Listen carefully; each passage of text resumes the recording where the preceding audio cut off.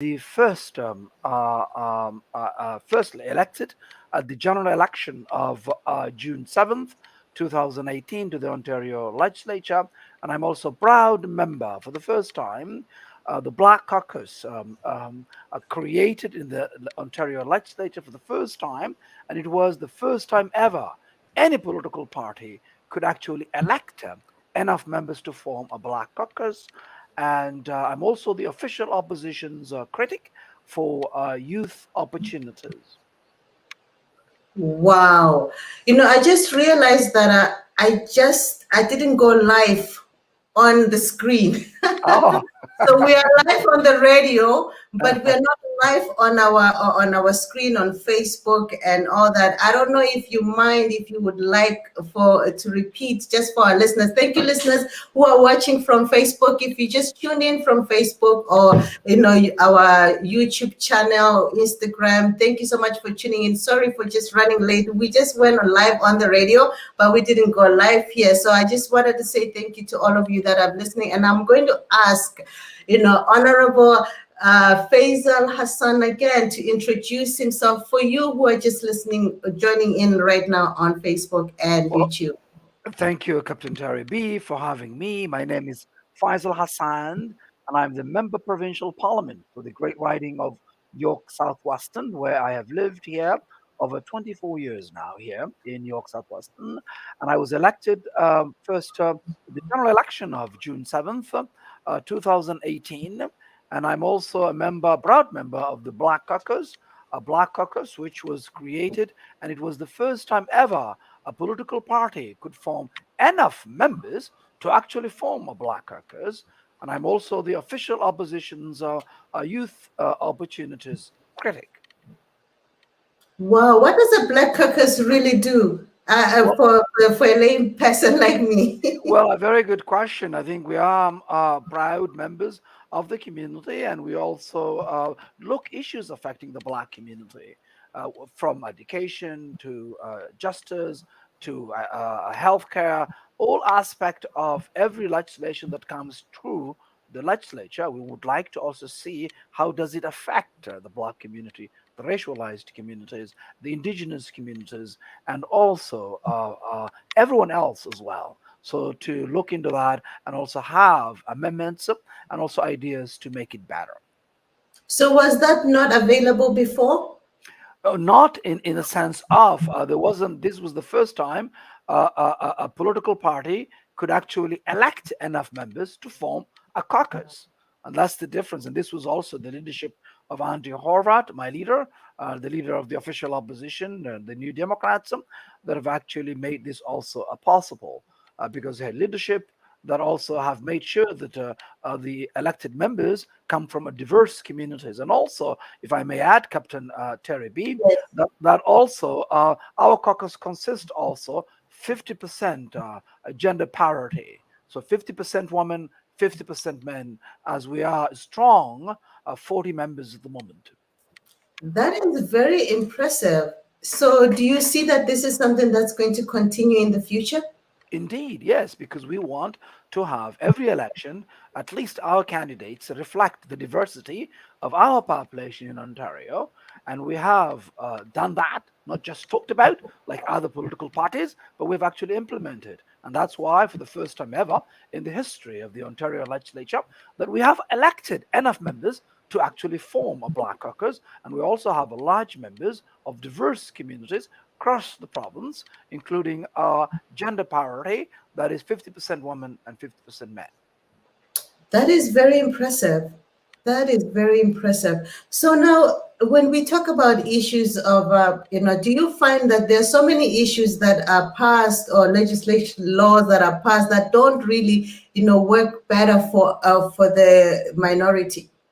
Indeed, and the case in point is also the one we are actually going to talk about it, auto Yes. insurance and postal discriminations. And I know that these are also an issue of economic, it's an issue of also a lack of neglect for which have continued for years.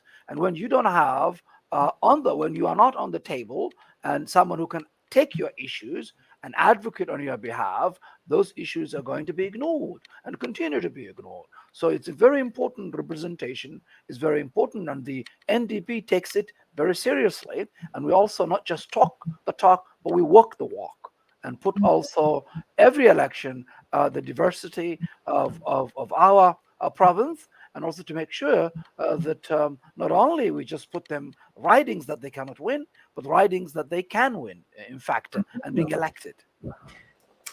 So, what are some of the issues of car insurance that you can point out? What are some of the issues with auto insurance in Ontario specifically?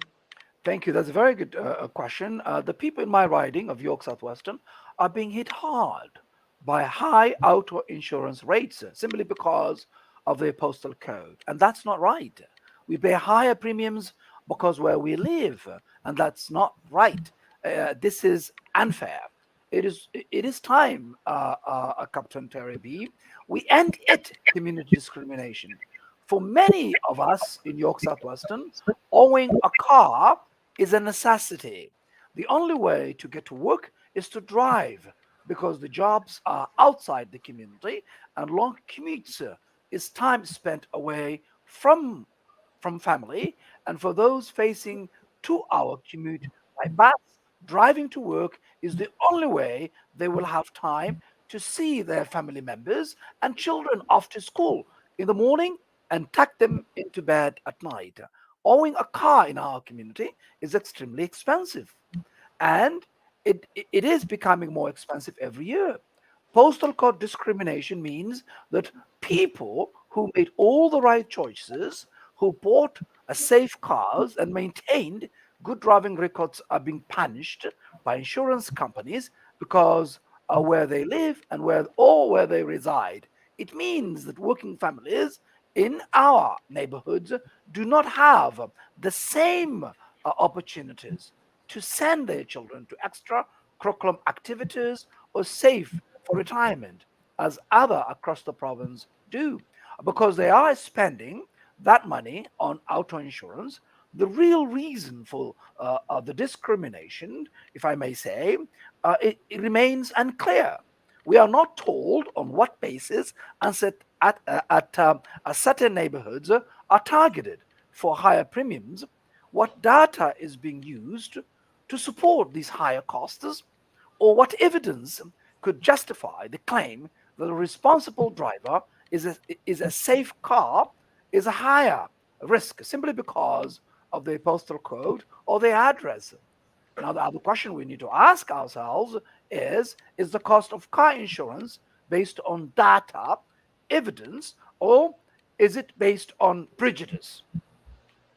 If I may be an insurance advocate, for instance, mostly I would think that they would base their rates on the density of the population within that residential area. So it will go with high density. A low density area probably would pose less risk compared to a high density area. Say, instance, if you're in a high density area, there's likelihood that you could go into an accident, or the car can be stolen, or something else, or maybe high risk of,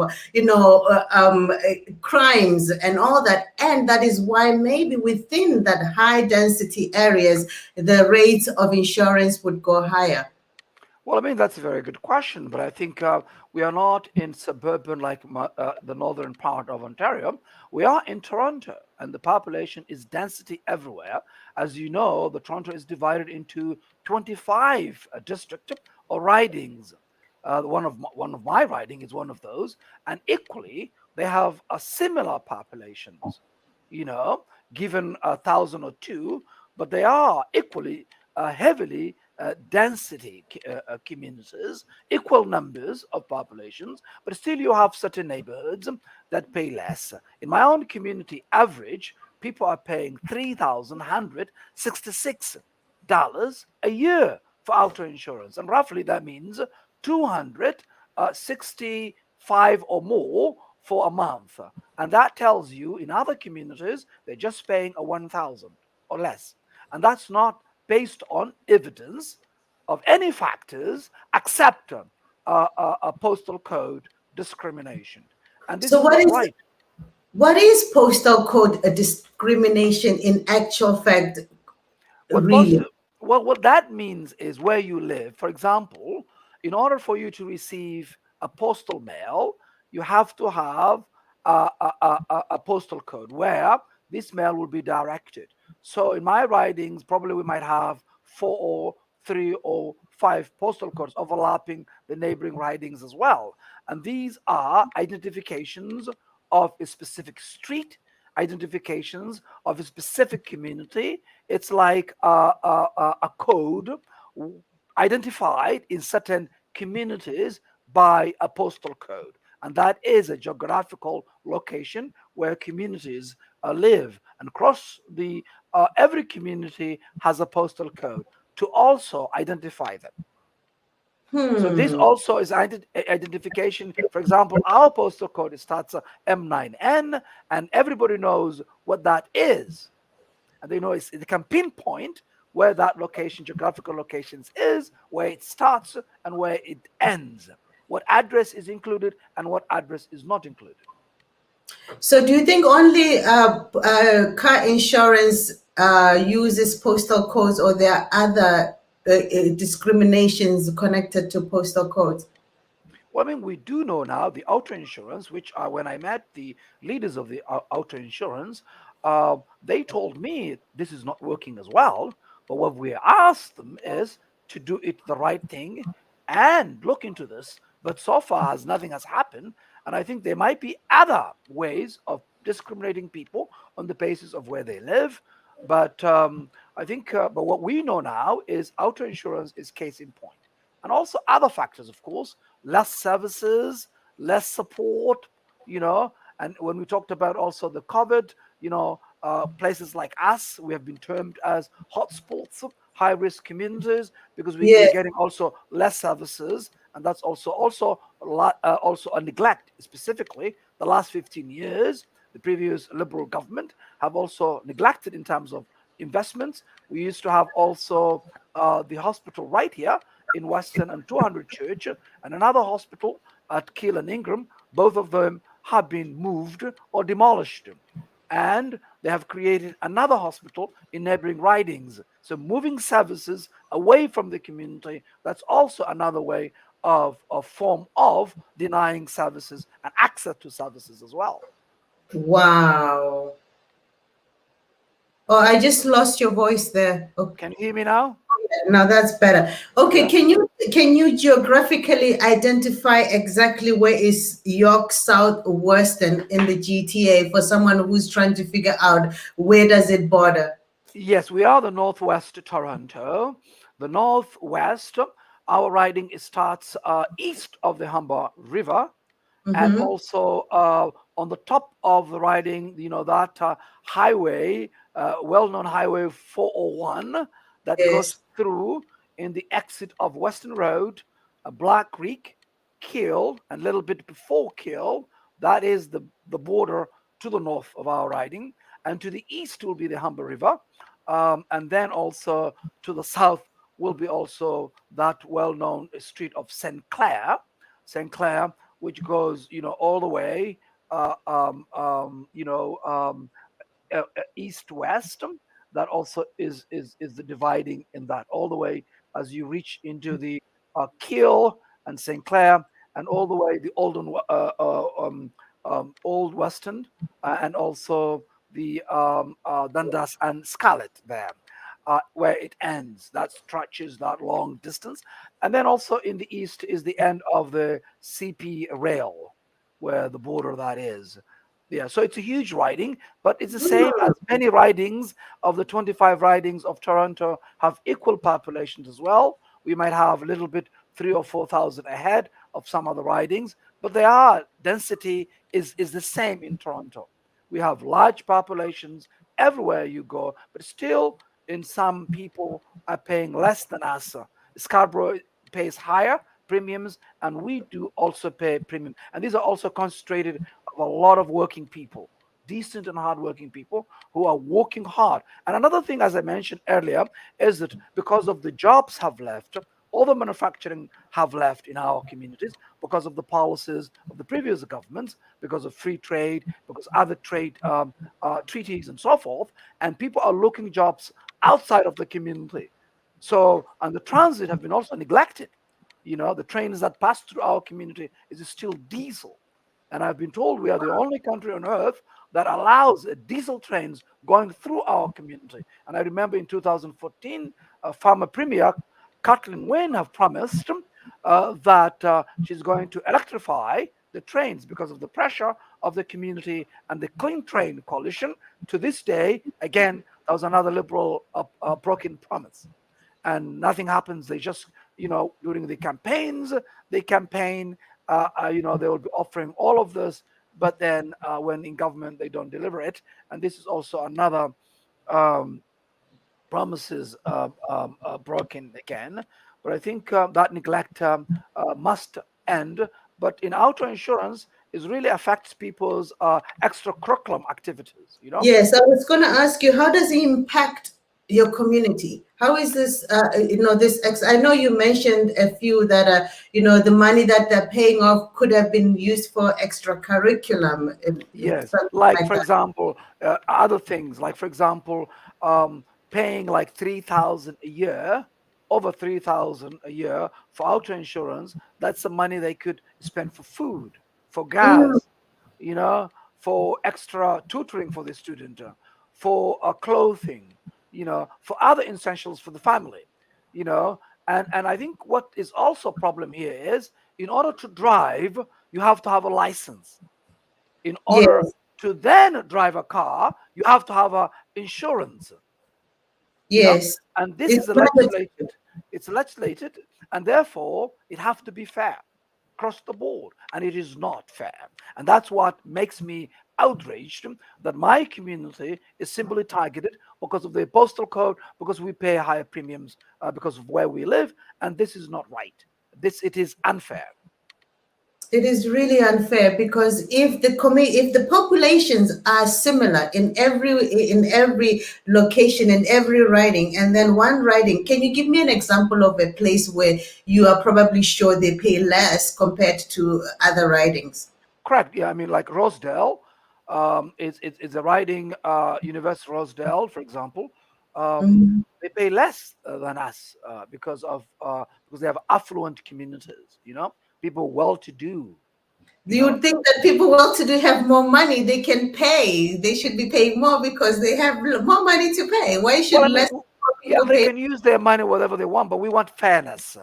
If my car is the same as someone, a wealthy person in Rosedale, the same car, the same model, the same year, and also the same driving record, then I should be paying the same amount of that person, not less, not more. And that's fairness. But this is not happening. And this postal code, auto insurance postal code, is not working for the people of Ontario. And we need to ban postal code factors. I've also been told recently that this government also, the Ford Conservatives, are also considering, because our auto insurance critic is Kevin Yard from Brampton North. Brampton is also another city that average they pay roughly over 3,000 as well, and that's a Wow. Brampton Center, Brampton North, and other ridings as well. So we are on the same boat in this. In my riding also is the same, about 3,000 and so on average,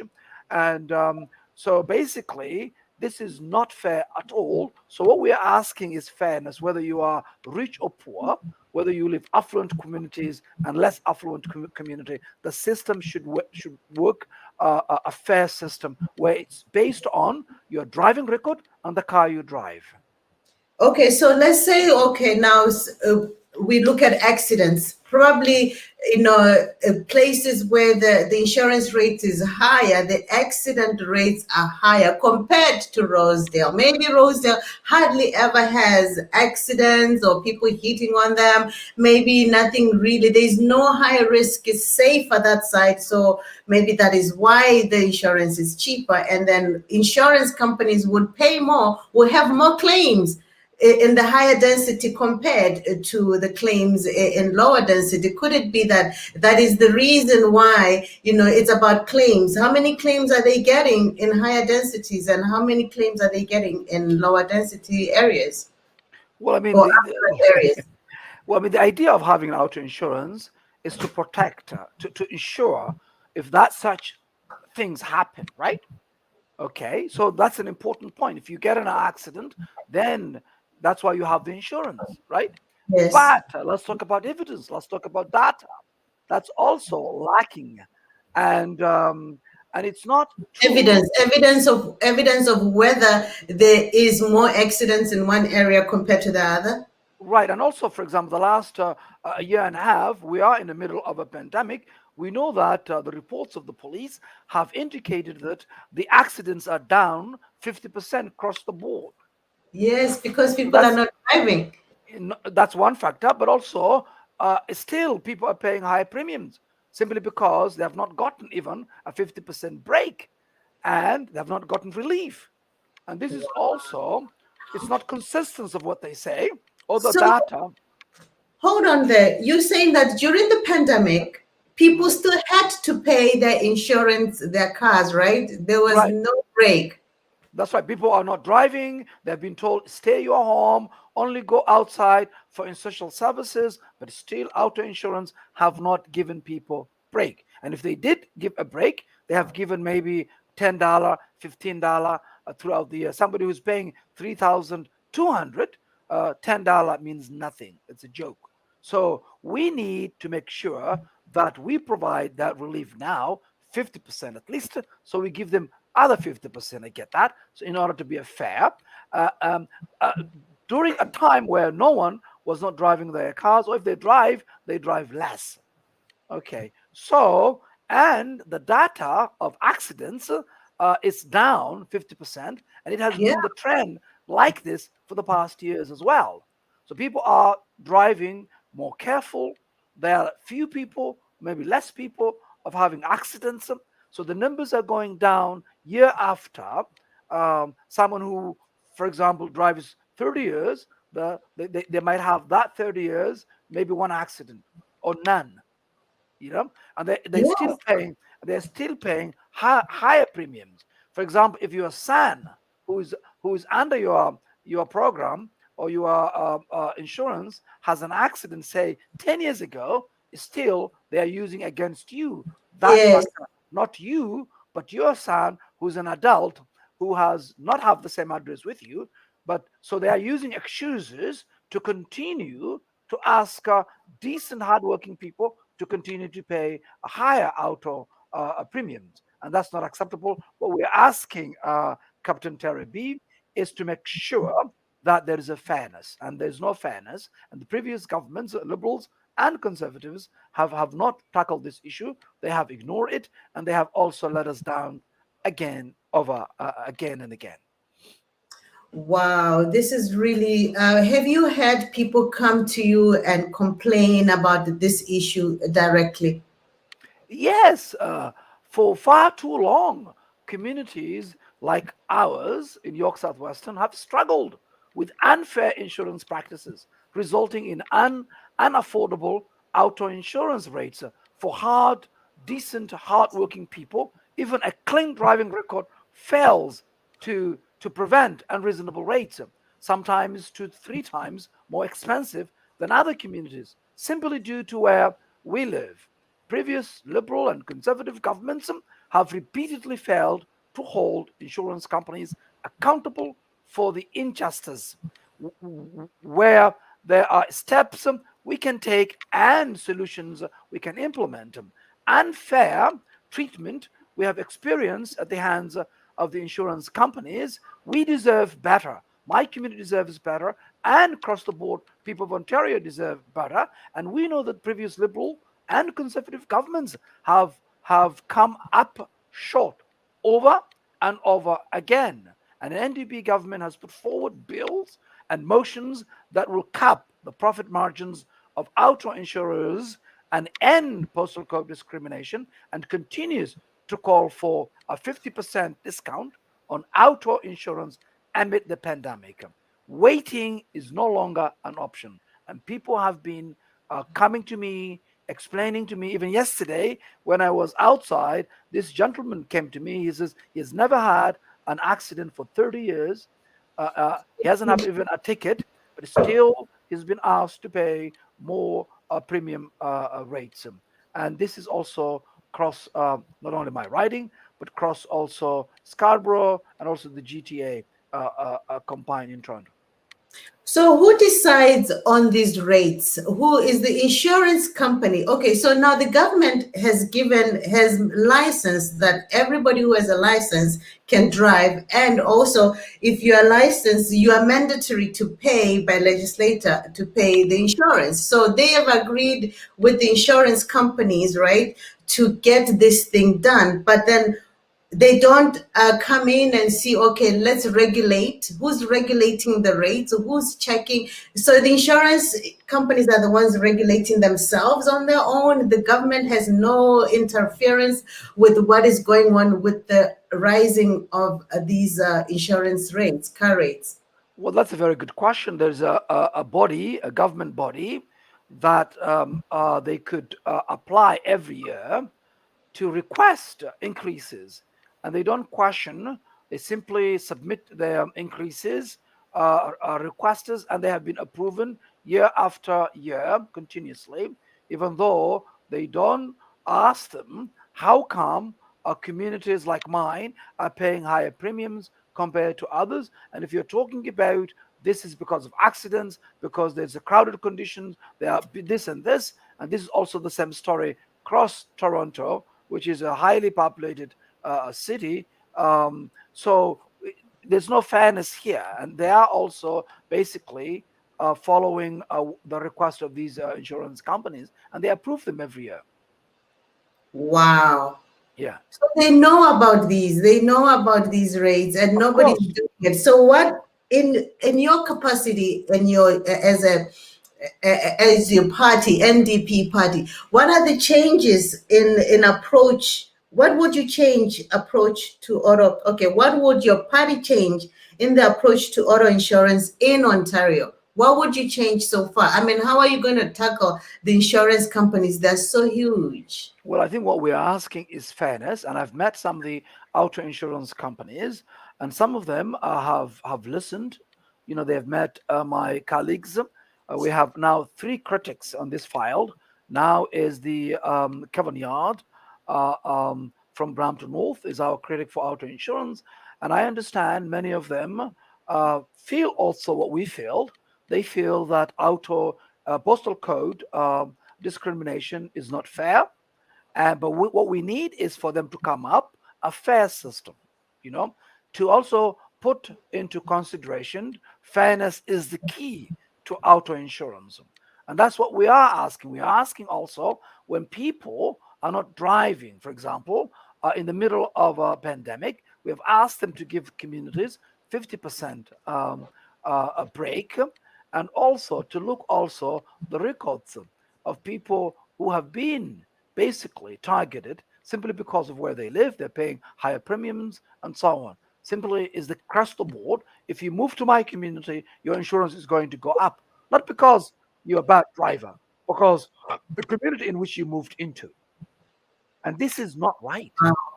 And many members of my community have told me this, you know, in many cases.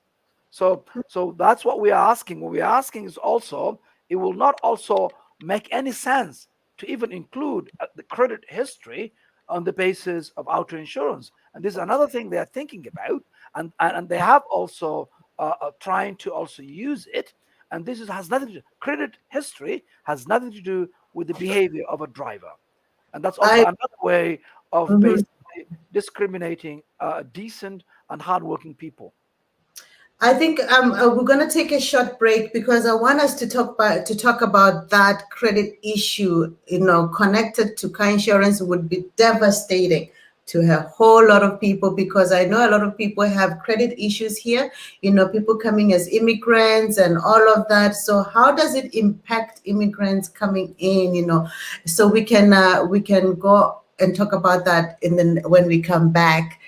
So, ladies and gentlemen, thank you so much for tuning into Life Online Radio Station. Thank you for watching. As you can see right now, I'm with Honorable Faisal Hassan, a member of the Provincial Parliament, and he's here talking about issues that are concerning our community, his community, so that we can make things better. So, stay tuned. Don't go away. We will be back in a minute. Thank you, and stay with us.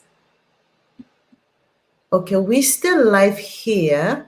And so people can still see we are off on the other side, so we're still live.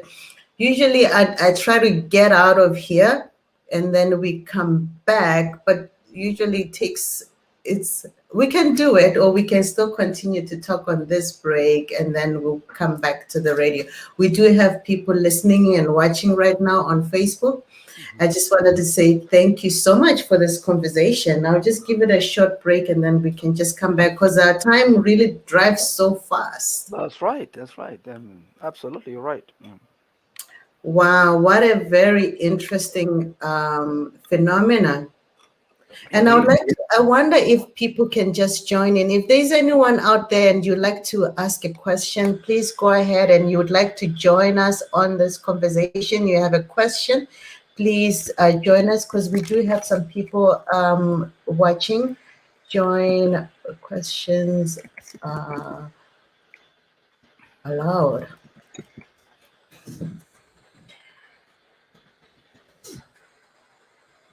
Okay. Or they can also use that link to join us as well.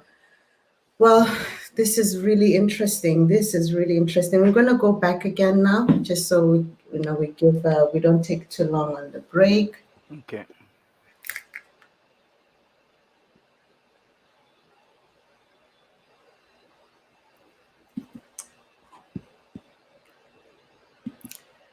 Welcome back to Life Online Radio Station, Life's best online radio. Yes, that is Love Comes and Goes with Cubio all the way from Botswana. We'll play that song again later. Right now, I don't want to take too much time because we run out of time so fast and even go over time. And I don't want to do that. I want to make sure that we get the best of Honorable Faisal Hassan, who I'm with right now. And we're talking about a topic that he's so passionate about. And you can tell that this is a really passionate topic. And I know that I'm a driver myself, and it's really really tough. Since coming into Canada, you have to buy insurance if you want to drive, and when you live in far places outside where there's not enough commute, you are forced to buy a car, so that you can move around, and it's so expensive. Now when you talk about the impact of car insurance, how does it impact immigrants as they come in, new immigrants as they come in, because most of the time they don't know what's going on, and you find yourself in a place like Jane and Finch. Like Yeah. for me, when I first came, that's the first place that I landed, but I didn't know what is the condition of the situation, or what is known about Jane and Finch. Absolutely, and that's also another issue that affects newcomers, and depending on their economic status and certifications, of course, it will impact them as well because they're looking for jobs, and the jobs are not where they live, so they have to look for somewhere else. So they might require for a car because also our transit is not an efficient, is not well designed, is not well planned, and that's also a failure of liberals and the conservatives here in Ontario. And we need to really, if we are asking people to not drive, then we need to make sure that we have a efficient and effective transit, and that's not there. And because of their just coming new immigrants, it will impact them because first they don't have an insurance, and because of that reason alone, they might also ask them to pay higher premiums and so forth. And also their past history of if they have been good drivers from their past of the countries in which they're coming from, it's not also included as past experiences, their driving history, or how long they have a driver's license before that, and so forth. So it is somehow it will start them paying higher premiums, which also simply does not make sense. But but I do believe, at the beginning, I understand if someone is new and doesn't have an insurance, and this is the first insurance, I get it, but that's also have to be fair. The amount you asked them, not Exactly. not like 3,000 a year or more. For If any new immigrant. Yeah, I mean that's most likely they're paying the higher premiums because Mhm. of a newcomer. Yes. Now we're going to go back to the credit issue. Now, what I want to ask you, people always find a way. You know, human beings find a way, find loopholes, find ways to go over, things. I know for sure that, people will use, let's say, if I live in Jane and Finch and my insurance is definitely going to be high, I am going to find a friend who lives in Oakville, or because I know there it's cheaper, or who lives in Rosedale, and then ask to use their insurance, their address, and Mhm. then my thing goes lower. It's illegal, right? To I do that. mean, if the person address changes, then that's where they live, right? But the But point the is, address didn't change. I'm just using it as it's just because people are trying to get out of these high rates. I know people do it. Maybe no one is going to say it and say I'm doing it. No one is going to be the one to say I'm doing it. But I know situations where people find ways to relieve the pain of this. and this is unfortunate because if the government is causing all this, people to actually have to look other ways to avoid these auto high premium rates, and that's a shame. We need to fix it and make sure that Yeah, it's fair, so people do not resort to these it's kinds of pressures to move and look for other addresses, and that's also it is what the auto insurance is causing them to do, and it's exactly. unfortunate. We need to tackle that, and I think it's important that these companies who are making a lot of money through the people of Ontario, they should realize this is important, that they should be fair, and I think that's all people are asking. Fairness. Yeah. And look at that. Let's say now your insurance is 3,000. Some people pay $500. Maybe they had an accident, they had tickets, they've had that. So that even goes even higher. Your insurance is even higher. Let's say your insurance is around $500, Yeah. and then you default first month, second month, third month, or you lose a job and you're not able to, but you still need to drive around to go look for work, Yeah. and then guess what, you get pulled out by the police. This is police punishing. the police pulls you off while you're on your way to look for a job so that you can be able, and then the police pulls you off and charges you $5,000.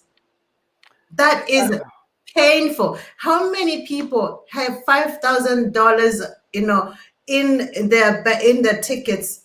And if you don't pay that $5,000, guess what? Your license is suspended. You can't drive anymore. You can't go to work. You are just like, how I don't even know what to explain. And this happens to people who are educated, people who are very good people who have not done anything, and at that point you are caught in between. You need to go get a job. You're going for a job interview, and it's far, and you don't have insurance, you just defaulted, you got no job. On the way there, you get pulled over by the police. What are you going to tell the police? Oh, I defaulted. Or no, they don't care. No, You they got follow the rule. Yeah, they will follow. But this is also, the fact is that if and it's true that they are 500 or more. Some people are paying monthly in my Mhm. community and other communities, and because some of them have a clean record. It's not because they don't have a clean record. They have a clean record, but we don't know the factors because they're simply charging every year continuously, and it continues. You might start 100, and then after a couple of years you're paying 300, and there's no justification for it. There's no explanations for it. So they are just getting money, money, money. Is the bottom line, and this continues. People have had enough of this, and we want fairness. And I think it is now. There are some, among these auto insurance companies that are also understand and feel and have sympathy for people in our community and other communities. but we want all of them working together and I making know a one. system that helps everybody and also them, because we are not against them making profit, but what we are against is unfairness. Wow. So let's go back to the credit issue. If they ever introduce credit, people Mm. will not be able to drive, will not be able to drive because credit is now the sole way to life here in this North America. If you don't have good credit, you suffer really bad. And a lot of immigrants come in not knowing, the situation, how credit works, and you find yourself that you have a bad credit, and you can't access anything. And then if insurance now asks for a credit before you get your insurance, that's going to be terrible. Yes, and I think that tells you credit history has nothing to do with driving. And that tells you whatever they're coming up again and again has nothing to do with driving.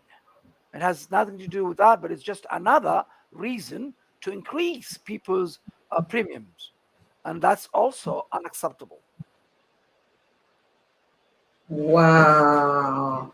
because So your credit history has nothing to do with or it won't tell a story about your driving behavior. It won't.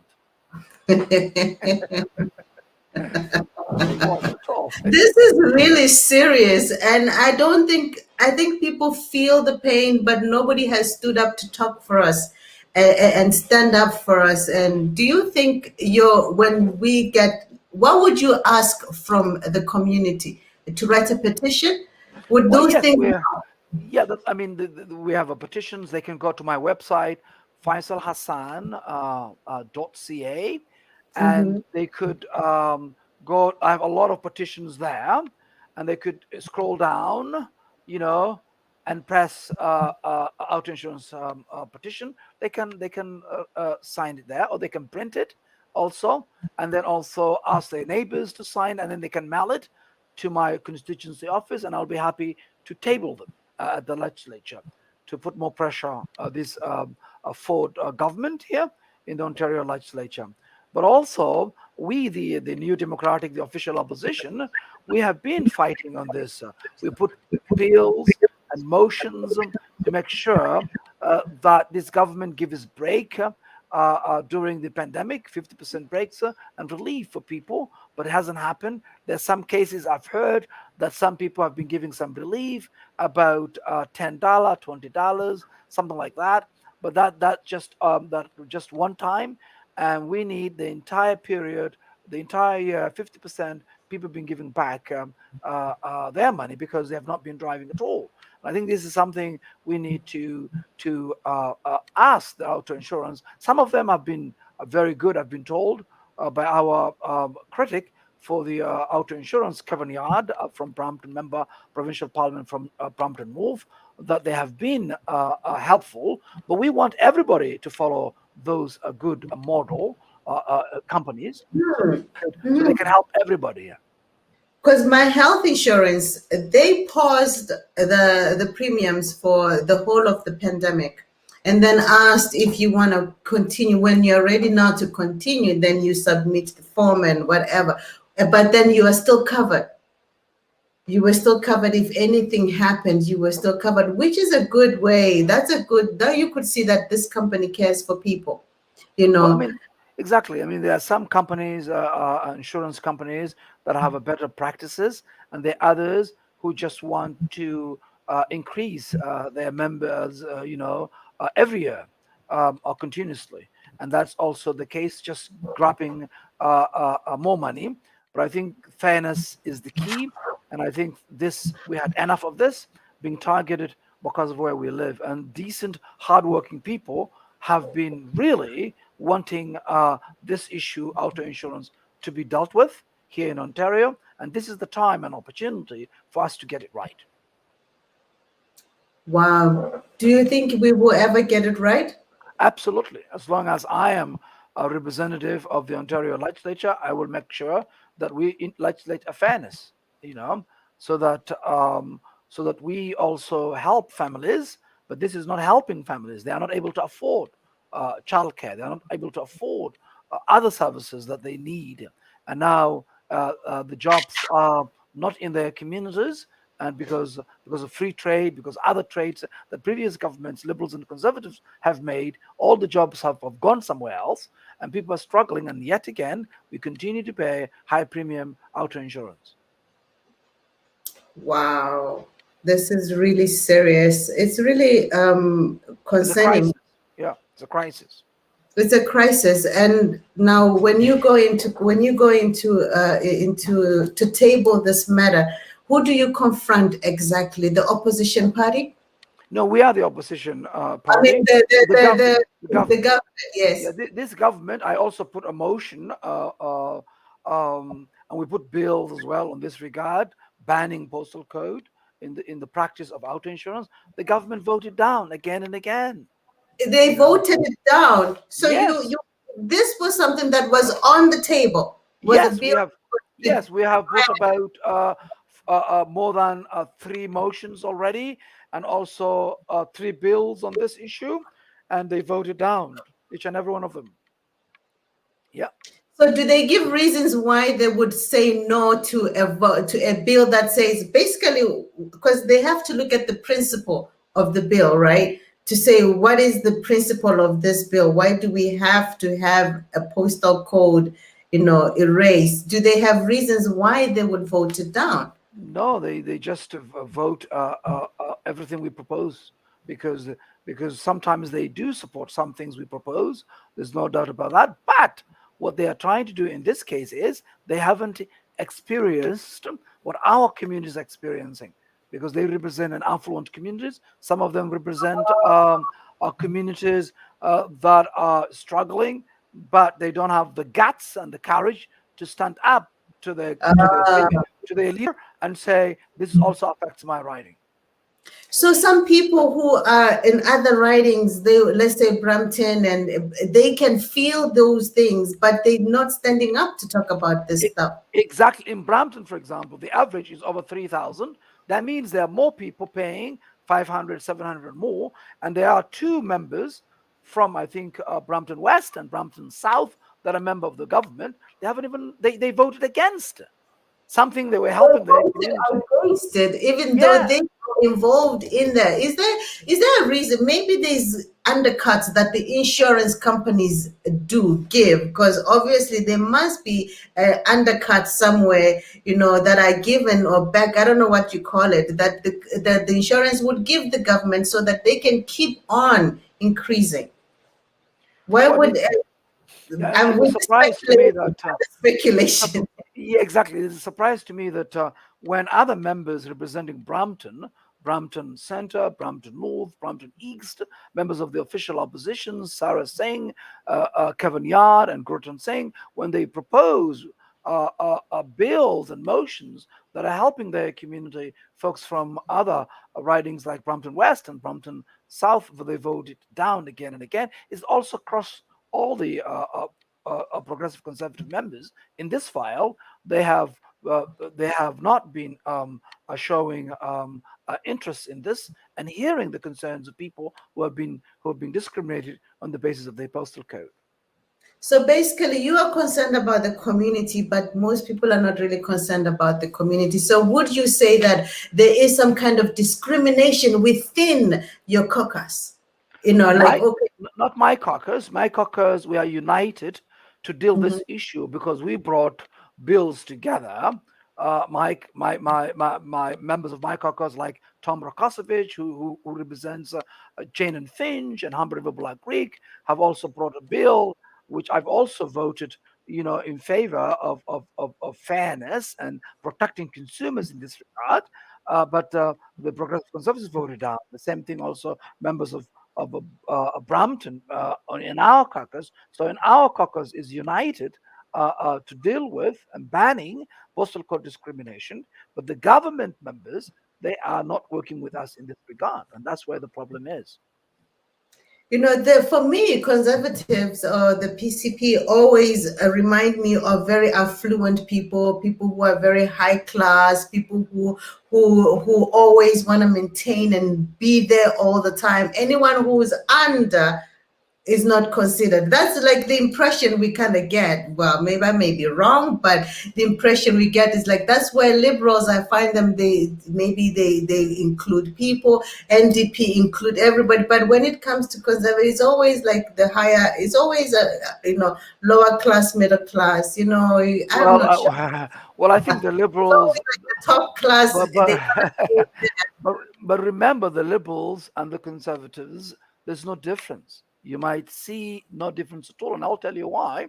The liberals, when they campaign from the left, telling you that they are doing ABC. They will tell you whatever that you want to hear. But when they are in government, they govern from the right. In some cases, they are farther right. In some instances, or vote with the conservatives. So basically, in my opinion, there might be some individuals within the Liberal Party that might be progressive, but majority of them, and they are, it is the establishment party, for your information, the Liberal Party. So they are mainly more to the right right. of issues we are representing, and they don't care. They had 15 years in this province to do it right. Now, blaming the conservatives, it won't help them because they were in government for 15 years in Ontario. What have they done? They let us down again and again. But when they come to you, they will say to you, "Oh, we are conscious about, we are for progress, we are for inclusion," but that's just lip service, no action. So when was the last time the NDP was in power? Oh, that was, I believe, 1990. So okay, so do you think maybe now would things would be different if you were to come in? Because elections are very close and there's been Right, a next call year, for next year, federal yes. and then there's MPP for next year. Yeah, I think next year, I believe next year there will be an election, there will be an opportunity, June 2nd, and that's an opportunity. The Ontario people, we have seen Liberals for 15 years under Kathleen Wynne, Dalton McGuinty. We have seen the Conservatives, Progressive Conservatives of Ernie Eves, Mike Harris, and Doug Ford, and we have seen them for the past 30 years now. So we need a government that tackles these issues that have been neglected in healthcare, in education, even in auto insurance and other issues, jobs, opportunities, and also tackle this together. Also, we need also representation across every community in Ontario should also reflect and see themselves in their representation of Parliament. So that's why I think it's very important to have an NDP government next year so that we end these sort of liberal members telling us, they are the natural governing party. So you have no other option to only vote liberal and then vote conservative. But now that narrative, we can end it next year when we form an NDP government that now tackles issues that are important, that the liberals don't want to deal with it, the conservatives don't want to deal with it, because what's at stake is the future of our province. Housing is also a big issue that has been neglected for the past Yes. 30 years. Yeah. We can't And even people what's are not talk able about to that. afford life No, altogether. No. And especially that's with the why, credit issues. exactly. So that's why we need an NDP government headed by Andrea Horvat. You And know, Anne such a wonderful lady. I've met her personally, so humble and open to community. I was impressed that I actually have a picture with her. And for her to actually come in, you could see her heart is really out she wears her heart in her sleeve. And to have a absolutely. leader like that, I think it's really nice where you can approach as an individual, as a normal. Some of these people, you can't even approach them. And I tell you, Andrea, I also worked with her, as my leader. She cares and she is genuine, you know, and She that's is. why we need a premier, Andrea Horvat, leading this province. I can come back to you and tell you the progress we have made quickly and things we put on the right direction. But we have an election, you know, to campaign next year, and when we form government, we'll be able to tackle these issues and many issues that are affecting across the board and also across the province. Wow. That's so interesting. I think what else would you like to share with our community? Because I think for me, most of my questions are mostly gone. I think yeah, like for instance, the pandemic. Mhm. It's let's say the vaccines and all of that in your community. What is going on? Since we really did cover most of the car insurance. Now, how does the whole pandemic has there been some kind of discrepancies when it comes to vaccines and things like that in your community? Well, that's a very good question. I think we are in the middle of a pandemic, and also early on, it took us 7 months to have a testing center in our community. Talk Wow. about inequities and disparities that exist in this province, and also when the vaccines came, it was slow to arrive. Even places it was termed high risk, and hotspots, like our community here in York South-Weston. We need right now to actually have a last mile strategy where we could put resources and actually get to those folks vaccines, so that we can move forward. We can get everybody getting their vaccines. But there are communities like ours that need extra help, extra support, because we are in it together. But also, there are communities that need extra support, like our community. And we need to also, as I argued, and I have also spoke to the Minister of Health, give us a permanent vaccine location here in our community. To this day, we don't have that. But what we had was pop up and continue pop ups.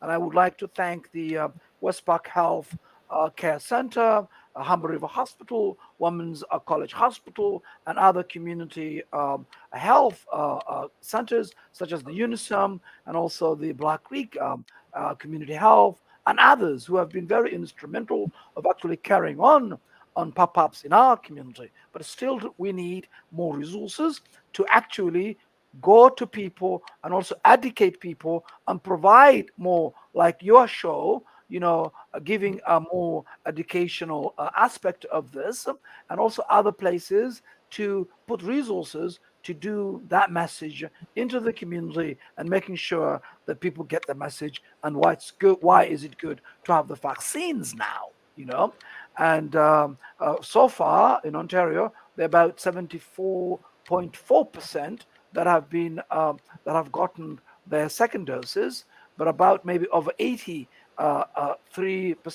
that they got their first doses. But what we need is also the remaining members of our community, in some communities higher than the others. We need to have last mile strategy, any other ways we can reach them, going to their homes, meeting them in public, meeting them in the streets, and offering them vaccines, and being creative ways. And that requires a leadership rather than uh, dollar pinching, or not putting resources as is needed, to make sure that there are resources put in place to this. Who are the majority people in your area? Is it more Black community, more India African? What does your community, York South Western, look like? Who is Well, in? well, York South-Weston is like like Toronto, a diverse, multicultural It's cultural. community. Wow, Yeah, so you have everybody. It's a mosaic. It's a representation of what wow, Canada or what Toronto is. So you have wow. everybody, and that's That's the nice. beauty of our community, that we can work together. But we need strong advocacy of all levels of government, and we need more resources brought into our community. And that's what I have been fighting for, to get resources right here in our community. And that's what we need and want. So we need to get that, and to work with other three levels of government to advocate as well on behalf of this community. Thank you so much for sharing such amazing, important information. And I want us to reiterate back to what we were talking about into because we're going to be done very soon. What I want to for anyone who has just joined us, we're just talking about the issues of car insurance and how the insurance companies are basing their rates on postal code, which is very discriminatory.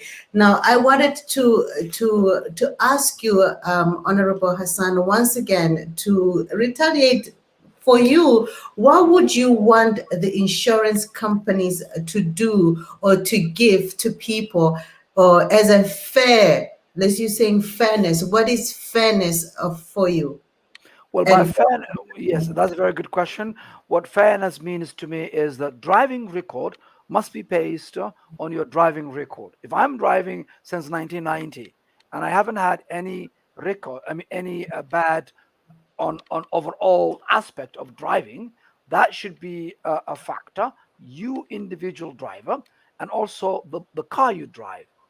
These are the only thing auto insurance should be based on, not any other factors, because other factors are just not relevant to, because it's not relevant to that individual. If my neighbor is somebody who's breaking the law, I'm not responsible for his behavior, and it should not be reflecting my auto insurance rates. You know, so, would we say that we can make maybe insurance shouldn't be mandatory? well, I mean, right now we are talking about it is now required. Since it's required, what we want is to tackle what is required because we don't want just imagined. We want to make sure that people who are following the rules that have been created, that are decent, hardworking people, that should be giving a fairness. And I think driving has to reflect these two factors. That is the car you drive and your driving record, and that should be what you'll be The paying only thing. on. And it's a shame that people are paying over 3,500 a month or more, you know. And on average, we are talking about 3,200, but that's only average. Above average is people are paying more than that. And we don't even know the true why they're paying that because we are not shared the whole evidence or data of what they're driving this. And that's also another issue which I dispute and disagree with because we know when we talk about the accidents or theft, for example, car Mhm. theft, you have more car theft in affluent neighborhoods than less affluent communities. It's very obvious, It's right? so I never thought about that. Yeah, it's Wait, obvious.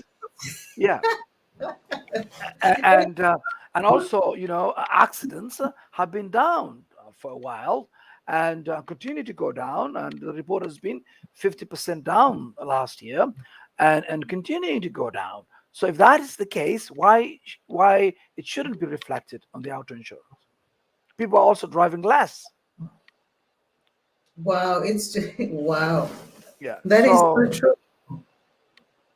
exactly. So So those are the things we need to tackle when it comes to auto insurance in this case. now, when we say auto insurance, they have a body themselves, right? Are those where we can target to? Because insurance is regulated by fiscal, I think, or something. Yeah, that's right. But I think we need to have a legislation Ah, removing these categories. Yeah, we need to ban postal code. These factors they're using it not to reflect on auto insurance. These are the way things we can reflect on this. That's why if they self policing and if they do the right things and make it cheaper and cheaper and cheaper, then there's no need for us to worry about it. But I think these are just people who are greedy. Not all of them, but some. What we have seen now that they have been doing this continuously. You know, very greedy. It's yeah, true. I have got another event to go to, unless Yes. No, I think yes. we are done. If you have any messages you would like to say to our listeners, you could just say that. Thank you Well, so much. thank you, Captain Terry B, for inviting me. And if you live in York South-Weston, My office is located 1965 Western Road, and my constituency office is 416-243-7984. And you can also write to me, fhassan hyphen co at ndp.on.c. I'll just write it on the chat room Yes. on my email if they live in the riding, so that they Yes. can also contact me that way. So if they have any issues, like, you want to share with the Yeah. community, they can just email you right there. Okay. Or Yes. you can put it on the chat one, because Yeah, I'll that just way it put it right there. remains there. Yeah, in Yeah. case if they want to contact, yes, that way. Later And on. yeah, that way. So they have that too. That's the office, and it has to be provincial issue, and they have to live in my riding. Yes, then I'll be Or able they to have help. to live in your writing to be Right, able to correct. do that. Yes, yes, because I represent York South-Weston. Yeah, they have also have another MPP who, if they live another riding, then they could go to that MPP as well. Okay. All Thank right. you so Well, much. thank you for having me. Thank you so much. You're a pleasure. It was a real pleasure and very educative, and I'm sure my audience loved it. You have yourself a wonderful time, a Thank wonderful you, day, Captain. and a great Thank you, my Sunday. dear. Thank you. Okay, Likewise. bye. Thank you. Bye. Well, thank you so much for tuning into Life Online Radio Station. So that was my MPP, my former MPP. I used to live there myself, and we are really, really, it's really amazing to learn so much about insurance and all that stuff. It's mind blogging. It's like you can just go and kill them. Just joking. Welcome to Life Online Radio Station, Life's Best Online Radio. This is your Captain Teri P, and our show with Honorable Faisal Hassan is done. We will be continuing with some music, so stay on, don't go away.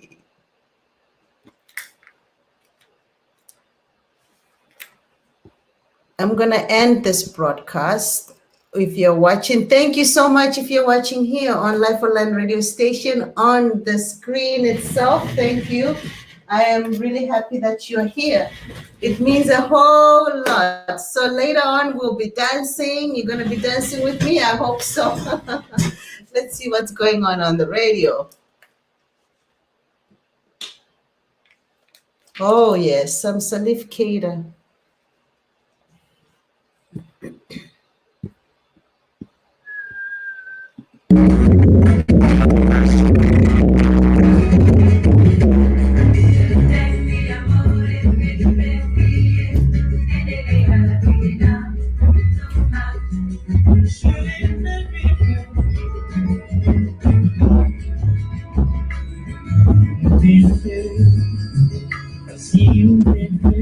Thank you for joining in. Thank you for tuning in to Life Online Radio Station. It's always touches my heart when I see people online and watching. Thank you. Mwah. Have a wonderful day.